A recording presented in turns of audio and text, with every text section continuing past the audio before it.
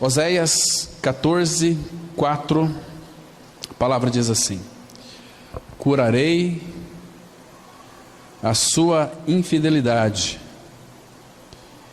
eu de mim mesmo os amarei, porque a minha ira se apartou deles. Serei para Israel como orvalho, ele florescerá como o lírio e lançará suas raízes como o cedro do Líbano. Até aqui. Você tem uma palavra de oração. Pai, graças te damos, porque a tua palavra que será agora exposta. Quando lemos a tua palavra, Pai, nós temos o teu falar. Que nessa noite, Pai, tu tragas este alimento que é o Senhor Jesus, para saciar a nossa fome de significado, a nossa sede, Pai, sede de Ti. Esteja tirando dos nossos olhos a venda, iluminando as nossas mentes, para que possamos enxergar a Ti mesmo. Que a Tua palavra frutifique em nossos corações. Pai, que os nossos corações sejam aquele solo fértil que retém a Tua palavra. Por isso, Pai, entregamos nas Tuas mãos esse tempo. Nos dê sabedoria para compreender o que Tu dizes e revela-nos mais e mais de Cristo. Em nome dele nós oramos. Amém. Queridos irmãos, a palavra fala que o nosso Pai, o nosso Deus, é um Deus misterioso. Mas Ele é um Deus que se revela também. O prazer que Deus tem é se revelar àqueles que o desejam, àqueles que o almejam. Irmãos, é muito interessante nós observarmos que na pessoa do Filho do Senhor Jesus Cristo, Deus encapsulou nele toda a plenitude da sua divindade. Isso é algo muito grande. Habita na pessoa do Senhor Jesus toda a plenitude da divindade. Deus colocou no Filho, porque Ele é Deus, o Deus que se fez carne, que veio até nós nos buscar, porque nós estávamos como que perdidos, andávamos em trevas, fazíamos a vontade da nossa mente e do nosso coração, e nós éramos por natureza filhos da ira.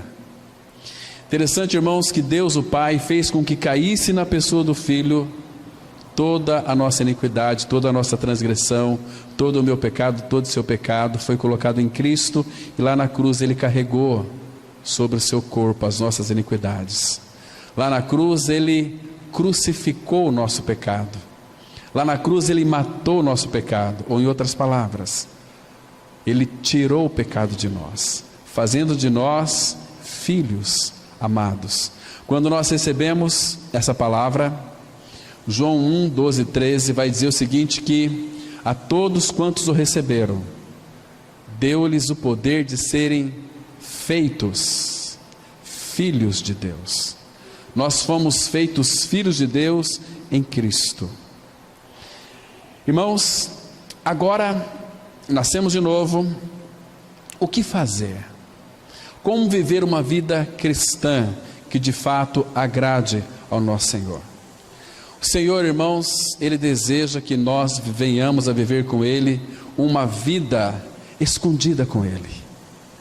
Quando eu falo uma vida escondida, nós vamos ver hoje aqui alguns aspectos da oração.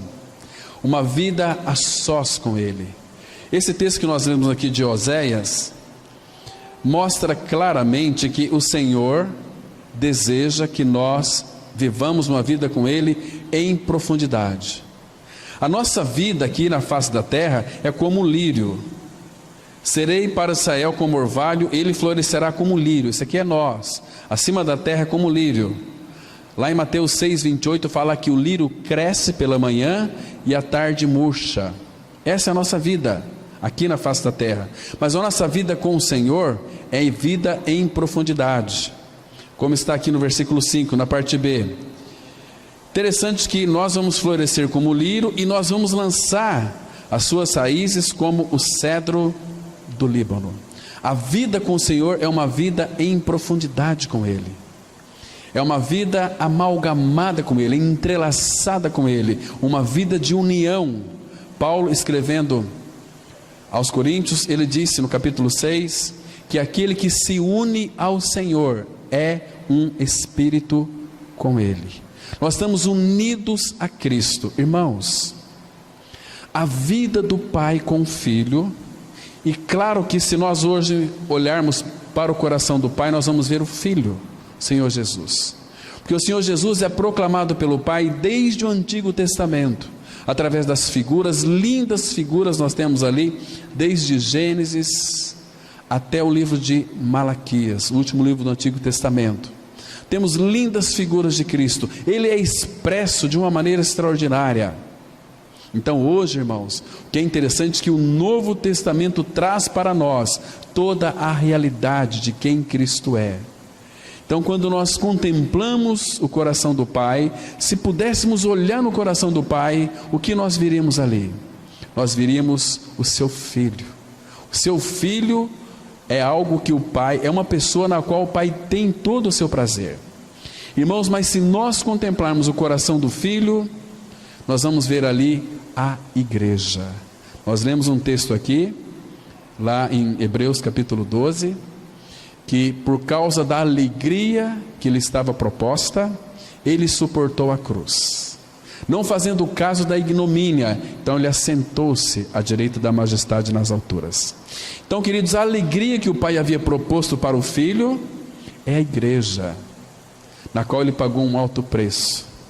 Querido, o Senhor Jesus Cristo, Ele amou tanto a igreja, que se entregou por ela, para apresentar a nós, a igreja do Senhor, uma igreja gloriosa, uma igreja sem mácula, uma igreja sem ruga, uma igreja sem defeito.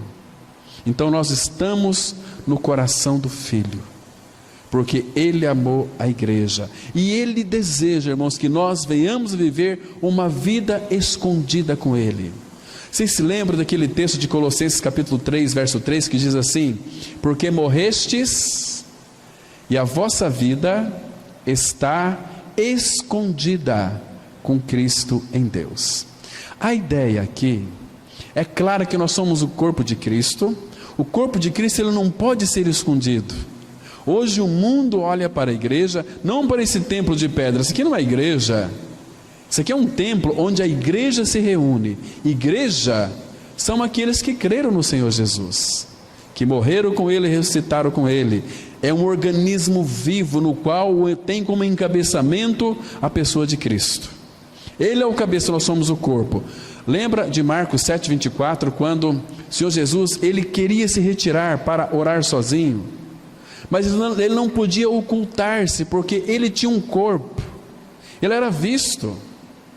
Mas, irmãos, após a sua ressurreição, nós não vemos mais o Senhor Jesus com os nossos olhos nus. Ele está literalmente assentado nos lugares celestiais. Ele está lá, à destra do Pai, no seio do Pai, onde Ele sempre esteve. Então, Paulo diz que nós morremos com Cristo, e pelo fato de nós termos morrido com Cristo, a minha e a sua vida está escondida com Cristo em Deus. Irmãos, isso é tão precioso para nós. É uma vida onde nós o desfrutamos pela fé. Infelizmente, muitas pessoas não conseguem desfrutar de Cristo, porque são despreocupadas, não têm um interesse em viver uma vida de amor aos pés do Senhor, como Maria. Lembra de Maria? Lá em Betânia, o Senhor Jesus tinha um grande prazer em ir para Betânia. Ele fez 11 visitas, e um dia desse nós vamos estudar cada uma das suas visitas que o Senhor Jesus Cristo ia fazer em Betânia. Ele nunca pousou em Jerusalém, que era o lugar de adoração, mas ele pousava sempre lá em Betânia. Era uma pequena aldeia, onde tinha ali Lázaro, Maria e Marta. Mas por que Jesus tinha tanto prazer em se reunir com aquela família? Sabe por quê, meus irmãos? Porque ali ele tinha pessoas que o amavam. Lázaro amava tanto o Senhor. Ali o Senhor Jesus encontrou serviço, tinha pessoas que serviam, que era Marta, embora o trabalho dela inicialmente era um trabalho inadequado, mas depois ela foi corrigida pelo Senhor. E tinha ali também, o Senhor encontrou ouvidos que ouvia com prazer, Maria, que assentou aos pés do Senhor para ouvir a sua palavra. O Senhor honrou tanto aquela atitude de Maria, sentar aos pés do Senhor para ouvir a sua palavra, porque o Senhor deseja isso de nós, irmãos, que nós ouvimos a sua voz, e a voz dele hoje está tão nítida, tão clara nas Escrituras. Nós temos visto o Senhor sempre nos chamando a atenção para ouvirmos a sua voz. Hoje, se ouvirdes a sua voz, não endureçais o vosso coração, como foi na provocação no deserto. E Jesus diz assim também, em João 10, 27, as minhas ovelhas, elas ouvem. Essa palavra ouve, ela indica um prazer muito grande em ouvir a voz do nosso Mestre, Senhor Jesus. Porque quando Ele fala, quando nós lemos as Escrituras com um desejo de conhecer o Senhor, não para ter um acúmulo de conhecimentos bíblicos, mas para desejarmos ouvirmos a sua voz, irmãos, Ele fala aos nossos corações, e a palavra que Ele fala conosco, são palavras que começam a operar em nós transformações, ela processa em nós mudanças de dentro para fora, porque essa palavra ela é tão penetrante, ela tem uma eficácia genuína de cortar as nossas impurezas, e colocar tudo aquilo que é de Cristo no lugar. Isso é tão maravilhoso, meus irmãos. Então o Senhor deseja que nós venhamos a viver com Ele uma vida oculta, uma vida onde há uma relação de amor com o nosso amado Senhor. Em João 12, 26, a palavra de Deus, ela diz assim, olha, se alguém me serve, siga-me, e onde eu estou, ali também estará o meu servo. Que lindo versículo. E se alguém me servir, meu Pai o honrará. Isso é tão precioso. Queridos, nós sabemos que hoje o Senhor Jesus está na glória, literalmente, mas pela fé, Ele está no coração daqueles que creram, no nosso interior, no nosso espírito. Então, onde eu estou, estejam também comigo o que o Pai me deu, Ele disse em João 12, versículo 26. Irmãos, nós pela fé já estamos lá, sentados nos lugares celestiais. O que nós estamos aguardando, então, esperando? A única coisa, irmãos, para aqueles que amam o Senhor, é o nosso corpo ainda, que é sustentado pelos nossos batimentos cardíacos, pelo sopro de vida que Ele colocou em nós, mas o nosso espírito já foi regenerado. Então, irmãos, nós, aqueles que amam o Senhor, semana passada nós fizemos uma pergunta aqui, naquele texto lá de 1 Coríntios 16, versículo 22, quando Paulo faz uma expressão bastante contundente, ele diz assim, se alguém não ama o Senhor, seja anátema, seja maldito. Então, fizemos aquela pergunta, será que nós amamos o Senhor verdadeiramente? Essa é uma pergunta que temos que responder diante dele. Irmão, sabe por que eu estou dizendo isso? Porque se nós amamos o Senhor, você não deseja estar perto das pessoas que você ama? Você não ama sua esposa? Marido, você não ama esposa, você não ama o seu marido? Não é bom os dois estar juntos numa intimidade? Ali no quarto, muito gostoso. Quarto é lugar de intimidade do casal.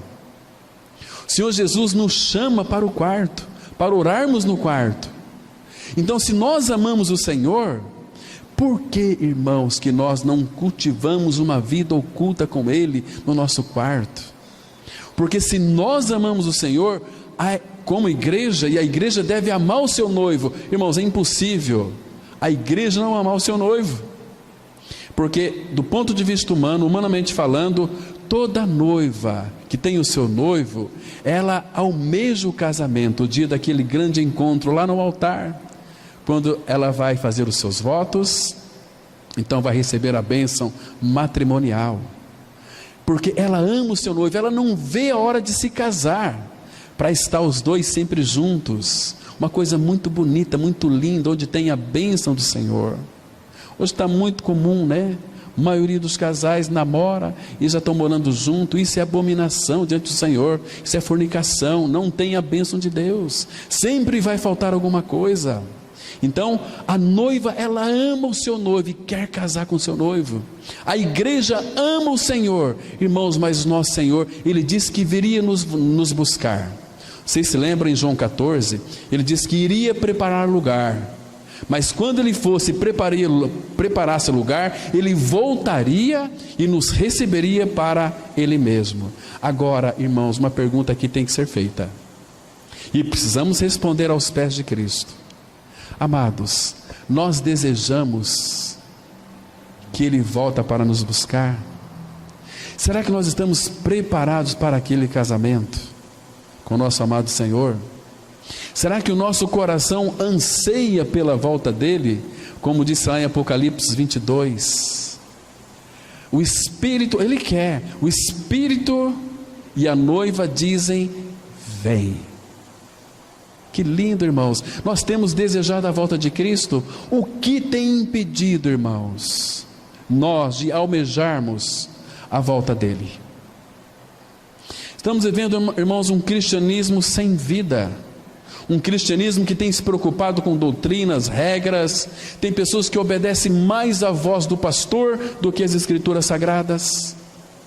Tem pessoas que seguem mais o pastor da sua comunidade do que as escrituras sagradas. Nós temos que seguir ao nosso pastor, que chama-se Senhor Jesus.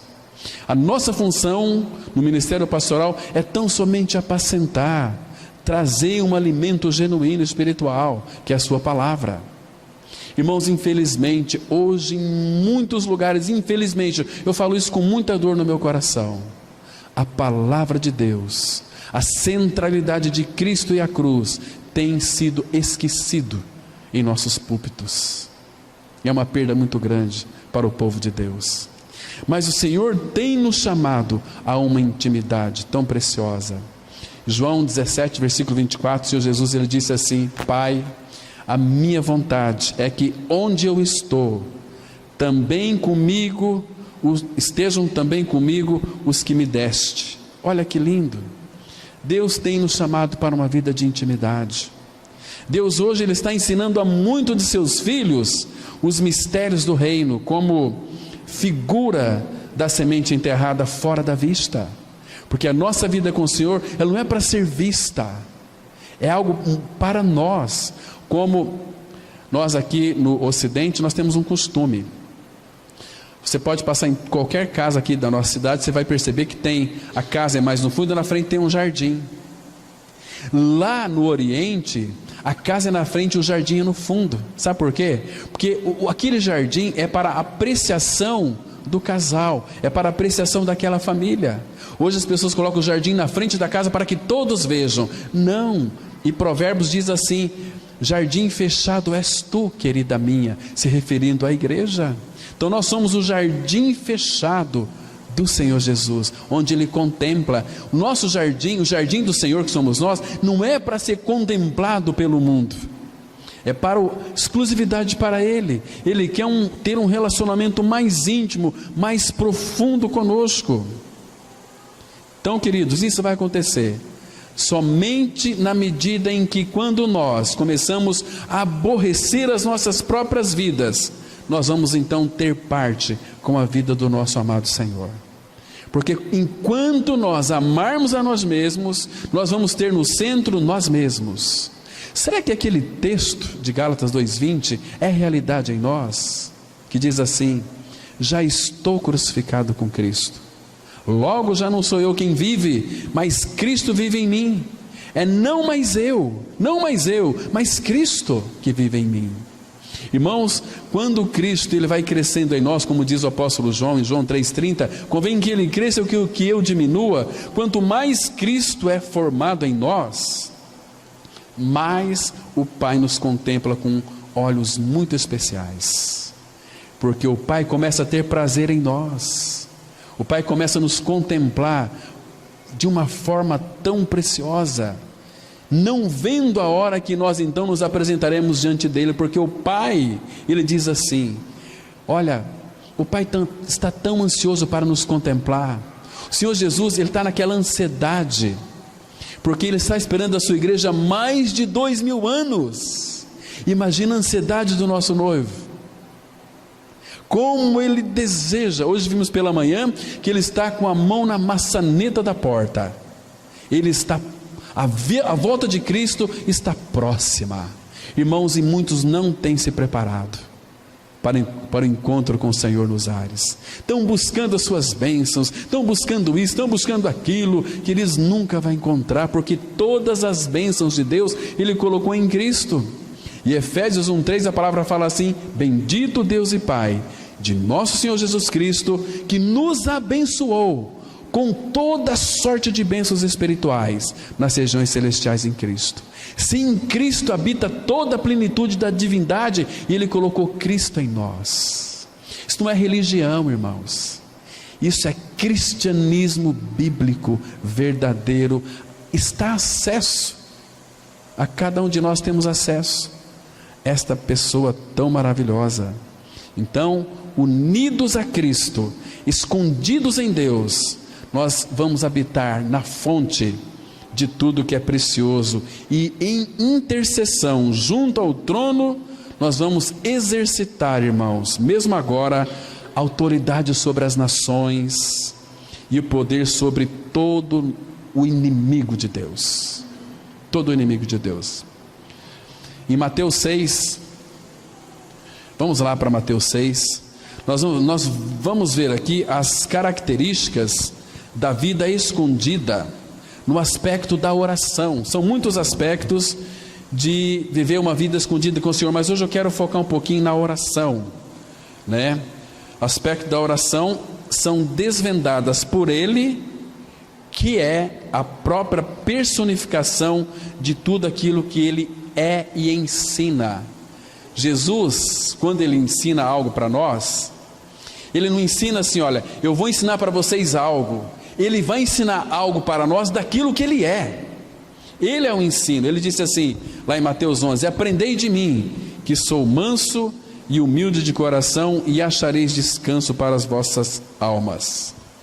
É a oração sem pensar no que os outros pensam. Mateus, e eu queria que vocês deixassem aberto aí em Mateus capítulo 6, tá? Primeiro vamos ler aqui o versículo 5, que diz assim: olha o que o Senhor Jesus nos orienta aqui: e quando orardes, não sereis como os hipócritas. Presta atenção.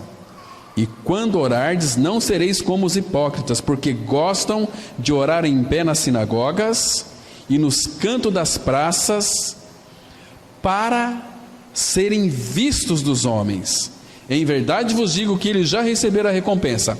Qual é a recompensa que eles receberam aqui na oração?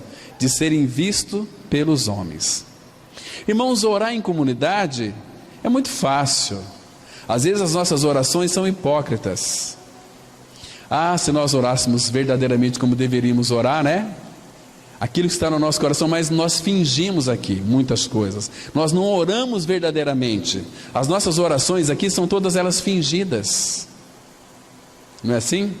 Imagina você orando assim: Senhor, hoje o meu vizinho estava com um som muito alto, eu desejei que ele morresse, que pegasse fogo na casa dele.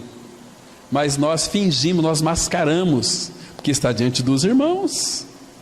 Por isso que Ele tem nos chamado a uma oração de intimidade. Ali você pode abrir o seu coração e falar para Ele das suas angústias, das suas tristezas, das suas alegrias, mas uma vida escondida com o Senhor. Amados, e muitas das recompensas é serem vistos pelos homens. Já teve pessoas que disseram para mim assim: olha, eu gosto de ir lá na comunidade porque tem um irmão lá que ora muito bonito. Queridos, então, oração bonita, Deus não está preocupado com oração bonita e nem feia. Ele quer que você ore a Ele, mas principalmente no local onde Ele indicou, no seu quarto, as portas fechadas. É oração, irmãos, porta fechada com Deus em particular, pois os escondidos de Deus estão na câmara interna de sua presença, porque no momento ali em que você se aproxima dele, onde quer que seja, você não vem, você não vai ver, e você nem vai ouvir mais ninguém além de Deus. Hoje é muito comum, né? Vamos participar de um encontro com Deus. Encontro com Deus? Onde é que Deus está? Onde que Deus habita para você encontrar com Ele? Não existe na Bíblia isso. Eu tenho que ir em determinado lugar para encontrar com Deus. Isso é uma heresia. A Bíblia diz que Deus está em todos os lugares, e Ele tem nos chamado a uma vida de intimidade com Ele. Tem pessoas que saem daqui e vão orar lá em Toronto. Pessoas que saem daqui e vão orar lá em São Paulo. Pessoas que saem daqui e vão orar em um monte de lugares. Mas eu descobri na Bíblia o lugar onde mais se ora. Sabe onde que é? É no inferno. Inferno é o maior lugar do mundo onde se ora. Sabe por quê? Se você ler Lucas capítulo 16, quando morreu aquele rico e o Lázaro foi para o seio de Abraão, e o rico foi lá no inferno. E no inferno ele clamava, apenas, ele clamava: Pai Abraão, manda que Lázaro molhe aí a ponta do dedão para refrescar a minha língua, porque estou em tormento nessas chamas, e as chamas eternas. Agora, imagina as pessoas que talvez estejam descendo hoje para a sepultura sem a vida de Cristo. 1 minuto apenas após a sua morte, ou você vai experimentar uma coisa ou outra. Se você nasceu de novo, se você creu que morreu e ressuscitou com Cristo, você é um filho de Deus. Então você vai experimentar uma vida de gozo e paz eterno. Como o irmão citou aqui na abertura, na plenitude dele, na presença dele, a plenitude de alegria, na sua destra, delícias perpetuamente. Ou então, 1 minuto após a sua morte, você vai se deparar com uma vergonha e horror eterno. Por isso que esse tempo que Deus nos dá para ouvirmos a sua palavra é um tempo de preparo. Prepara-te, ó Israel, para encontrares com o teu Deus. Então, queridos, no quarto é um lugar tão precioso. Mateus 6, versículo 6, a palavra diz assim: Jesus está dizendo: tu, porém, quando orares, quando você orar, entra no teu quarto e, fechada a porta, orarás a teu Pai que está em secreto, escondido. E teu Pai que vê em secreto te recompensará. Irmãos, Deus está nos chamando para uma vida escondida com Ele. Quer conhecer o Senhor? Vai para o quarto é lugar de intimidade. Somente as pessoas que amam o Senhor vai para o seu quarto, buscar uma intimidade genuína com o Pai. Queridos, ali você pode chamá-lo de Pai. Imagina só que lindo. Você está falando com Ele, é teu Pai, mas Ele também é Deus, o Criador de todas as coisas, o sustentador de todas as coisas. É o Todo-Poderoso que te espera ansioso no quarto, porque Ele quer se deixar achar. Deixa marcado aqui em Mateus. Abra por favor lá em Jeremias capítulo 29. Jeremias capítulo 29. Vamos ler aqui alguns versículos muito interessantes. 29, versículo 12 até o 14. Olha que preciosidade nós temos aqui, queridos. Jeremias 29, de 12 ao 14. A palavra diz assim: então me invocareis, passareis a orar a mim, e eu vos ouvirei. Buscar-me-eis e me achareis quando me buscardes de todo o vosso coração. Olha que o versículo 14 diz assim: serei achado de vós, diz o Senhor. Ou seja, quando nós buscamos Ele no quarto, de todo o nosso coração, Ele disse aqui que vocês vão me encontrar. Eu serei achado de vós, diz o Senhor, e farei mudar a vossa sorte. Congregar-vos-ei de todas as nações e de todos os lugares para onde vos lancei, diz o Senhor, e tornarei a trazer-vos ao lugar de onde vos mandei para o exílio. Irmãos, que lindo. Ele disse que serei achado de vós. E é ali que podemos encontrá-lo. Queridos, orarás a teu Pai que vem em secreto, e teu Pai que vem em secreto te recompensará. Ele tem tantas recompensas para nós, irmãos. A palavra fala em Hebreus 11:6, diz assim: é necessário que aqueles que se aproximam de Deus creia que Ele existe e que se torna galardoador daqueles que o buscam. Essa palavra galardoador é mesmo que presenteador. O Pai ama dar presentes para nós. Mas, irmãos, o problema é que nós achamos que temos que fazer sacrifícios, disso, daquilo, que temos que devolver dinheiro, temos que fazer uma campanha. Isso não existe na Bíblia, na questão de campanha, irmãos. Isso é obra do engano. Deus não faz troca. Vamos fazer uma campanha de oração para dobrar o coração de Deus, e Deus pensa assim: puxa, aquele povo está fazendo campanha por mim, então eu vou atendê-los. Deus não cai nessa.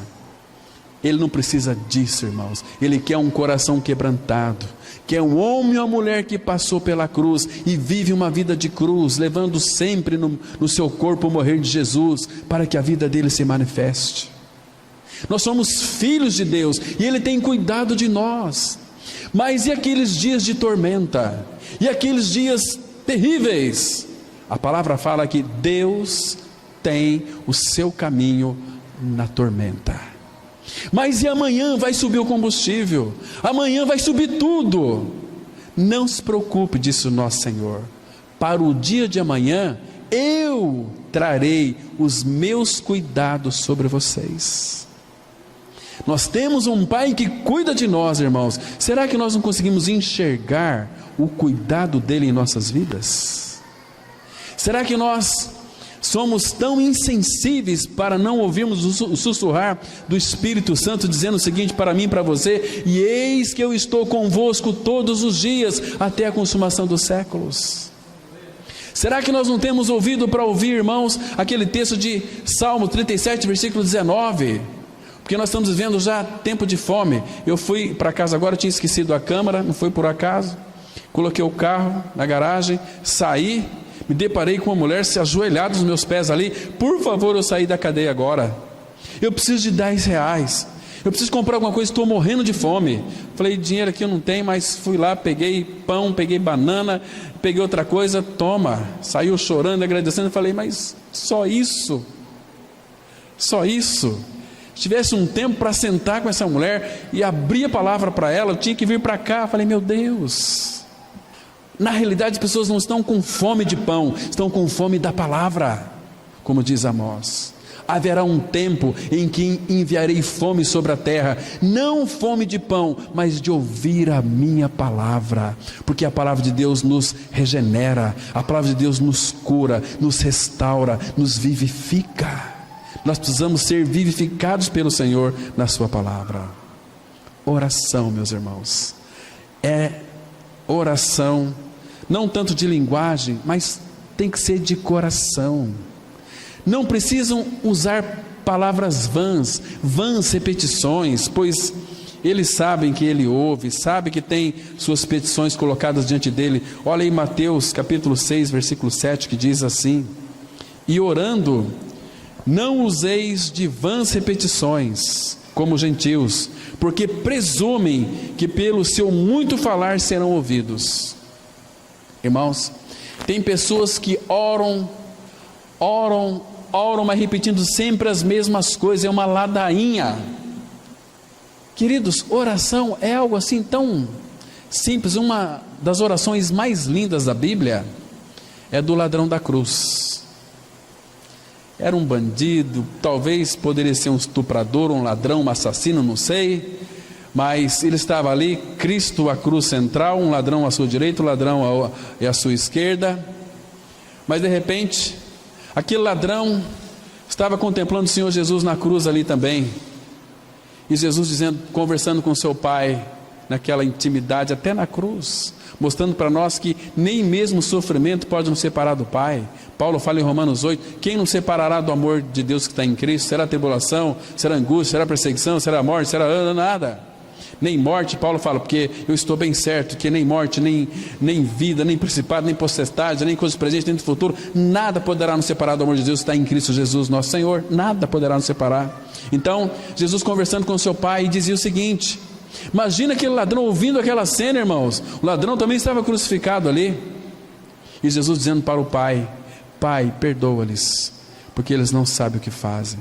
Imagina como é que estava o nosso Senhor, o braço deslocado, os cravos ali na sua mão, coroa de espinhos, seus pés cheios de cravo, as costas rasgadas com as chibatadas que ele levou, o sangue vertendo. Aquele sangue que ele verteu foi para purificar o nosso pecado, para perdoar os nossos pecados. Então imagina aquele ladrão ali, irmãos, e aqueles transuentes quando disseram o seguinte: ó, tu que és o Filho de Deus, salva-te a ti mesmo, desce da cruz e creremos. Opa, tem um Salvador aqui. Irmãos, quando aquele ladrão começou a contemplar as palavras de Cristo, e Jesus disse 7 palavras significativas na cruz. Vamos tratar também futuramente sobre essas 7 palavras, analisá-las, cada uma delas. E aquele ladrão, convencido pelo Espírito, porque aquele outro seu amigo estava ali: salva-te a ti mesmo e a nós também, talvez até praguejando o Senhor, mas ele virou para seu amigo e disse o seguinte: meu amigo, nós sim estamos aqui porque nós merecemos, os nossos atos perversos nos condenaram, estamos aqui sendo mortos justamente, mas este aí nenhum mal fez.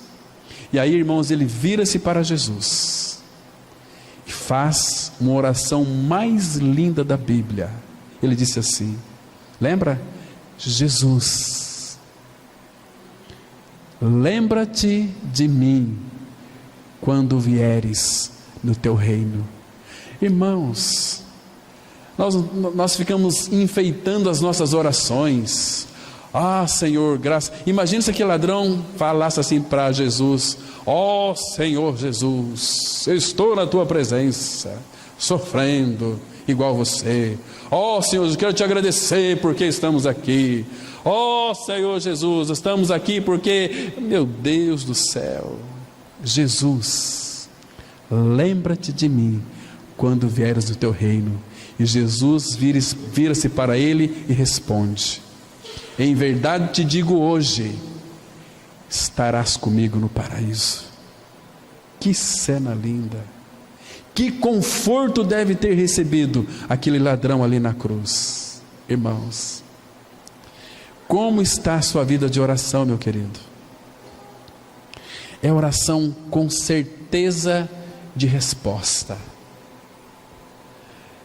pois quando nós oramos, nós falamos a um Pai que conhece as nossas necessidades, cada uma delas. E quanto mais o vosso Pai Celestial dará boas coisas àqueles que lhe pedirem. Olha Mateus 6, versículo 8, que diz assim: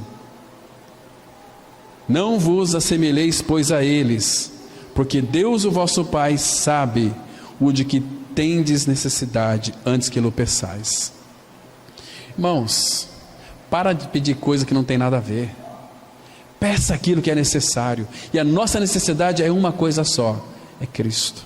Uma coisa peço ao Senhor e a buscarei, que eu possa morar todos os dias da minha vida no seu santuário, para contemplar a beleza do Senhor. Esse é o pedido tão precioso. Queridos, a nossa oração ela precisa ser objetiva, pois o Filho de Deus conheceu o coração de seu Pai. Lembra? E ele ensinou a nós, seus filhos, quão poucas eram aquelas palavras necessárias para se obter uma resposta. Então ele disse aí no versículo 9, Mateus 6, verso 9: portanto, vós orareis assim. Vós orareis assim. Queridos, aqui é a oração de uma criança para o pai, em união com as outras crianças. Eu nunca vou me esquecer de uma cena que eu vi de um irmão, pregador, pastor lá de Londrina, que ele disse para o outro assim: eu sempre encontro o meu irmão lá no trono, sempre estou com ele lá no trono da graça. Eu falei, mas como assim? Porque a gente sempre, quase que nos mesmos horários, ele está em qualquer parte da cidade ou na outra, mas a gente encontra no mesmo lugar, conversando com o Pai. Aí eu me lembrei daquela situação que às vezes acontece conosco, quando nós vamos pregar para outras cidades, a gente encontra muitos irmãos, né? E tem aqueles assim, normalmente que costuma passar tempo no trono da graça. Parece que eu te conheço, você não sei de onde, você não me é estranho, onde é que eu te vi? Lá no trono da graça, quando nós nos encontramos aos pés do nosso Pai Celestial. Então, irmãos, nós somos essas crianças ainda, tecnós, filhos pequenos, a orar ao Pai. E como que Jesus nos ensina a orar? Olha o versículo 9 mesmo: Pai nosso, Pai nosso que estais nos céus. Queridos, percebe que hoje em dia a falta de referência dos filhos chamam Deus de Deus. Vai orar, começa a orar assim: ó Deus. Se é filho, chama-o de Pai, como Jesus ensinou. Vocês orareis assim: Pai nosso. Então, é oração, queridos, que põe por primeiro a glória e o reino de Deus antes do interesse pessoal. Por quê? No versículo 9 mesmo, e entrando 10, diz assim: santificado seja o teu nome, venha o teu reino. É oração, meus irmãos, com uma vontade rendida à vontade do Pai, a ser feita em nós, tão implícita e rapidamente como é feita no céu. Por isso que o versículo 10 diz assim: venha o teu reino, faça-se a tua vontade, assim na terra como nos céus. Por isso que é oração não por luxúrias, mas por necessidades. Versículo 11: o pão nosso de cada dia, que significa uma vida de simplicidade, contentamento com Ele, nos dá hoje. Estão me compreendendo, irmãos? Porque este pão nosso de cada dia aqui, não está se referindo ao pão material nosso. Esse não é nem para você orar. Embora tem muitos, porque não confiam no Senhor, eles oram assim: Senhor, abençoa a nossa comida, que seja purificada, e abençoa para que nunca falte. Essa é uma oração incrédula, porque Jesus disse assim: não vos preocupeis pelo que haveis de comer, beber e vestir.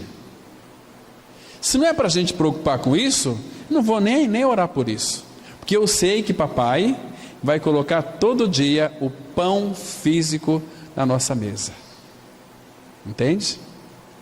Então eu tenho que todos os dias, na hora das refeições, orar: Pai, graças te damos por esse alimento, está sobre a mesa, está purificado pela tua palavra, e nós recebemos das tuas mãos com ações de graças, tendo um coração agradecido, porque Ele vai suprir. Ele disse que iria suprir, Ele é fiel. Nenhum filho de Deus, irmãos, eu creio que não vai passar fome.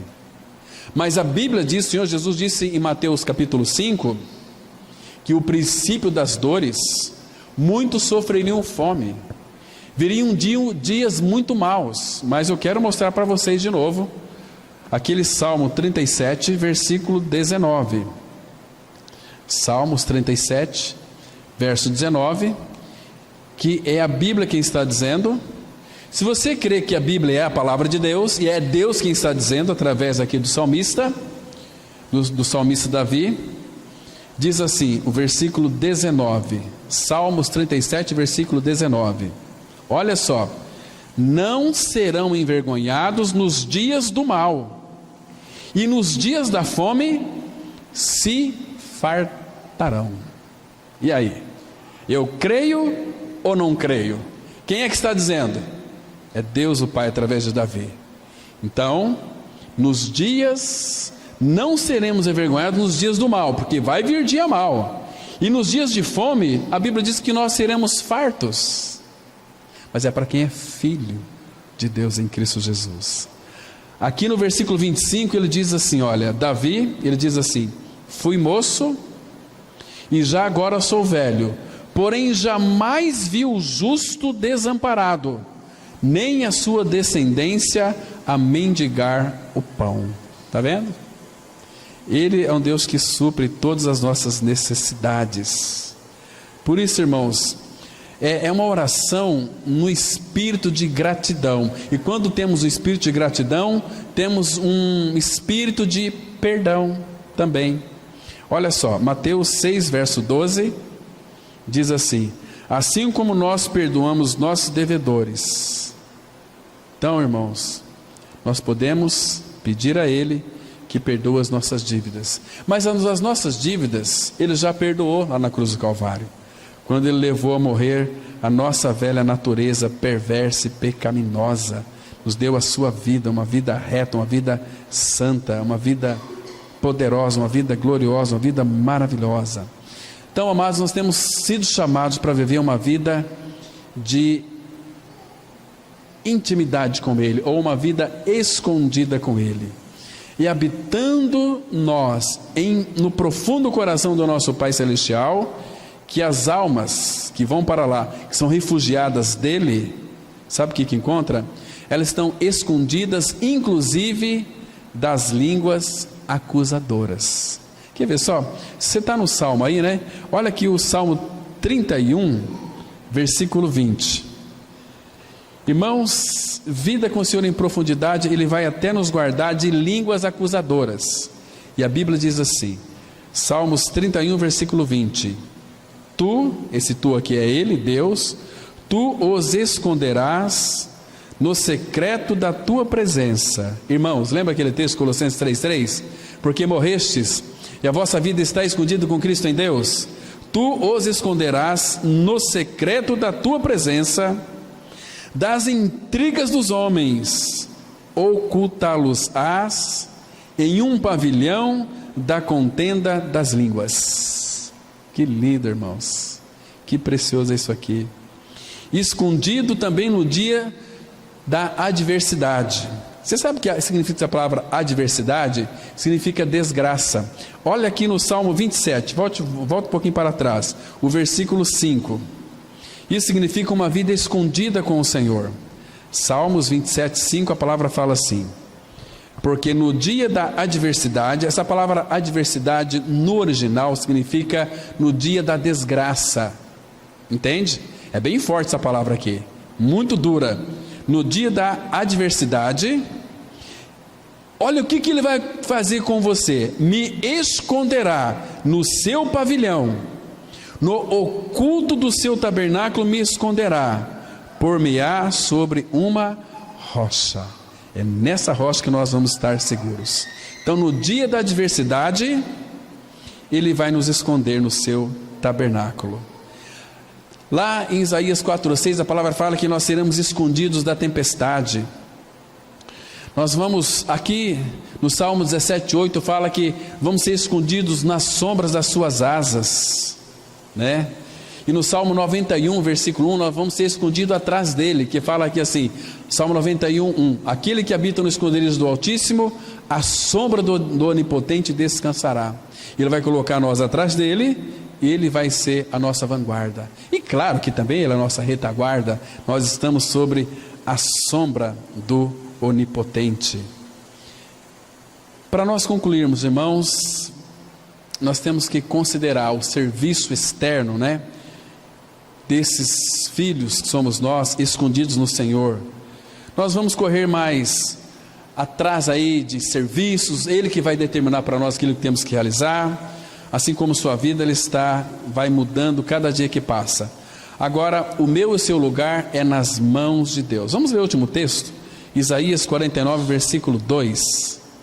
Olha o que ele diz, Isaías 49, verso 2: o meu e o seu lugar agora é nas mãos de Deus. Diz assim: fez a minha boca como espada aguda, na sombra da sua mão me escondeu, fez-me como uma flecha polida e me guardou na sua aljava.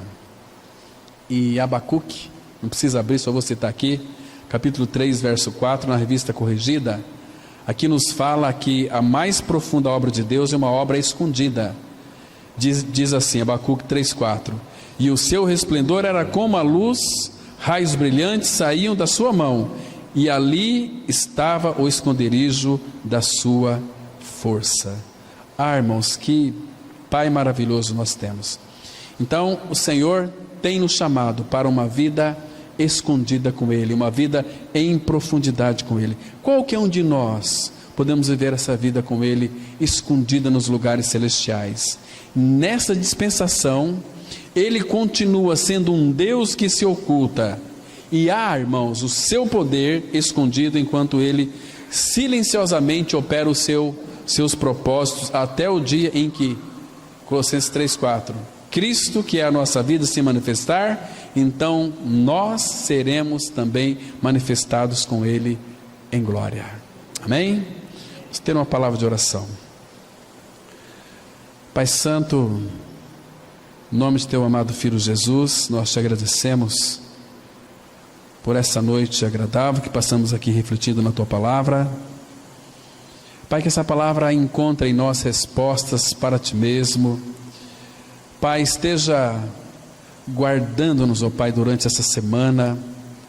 O Senhor é a nossa vanguarda e também a nossa retaguarda.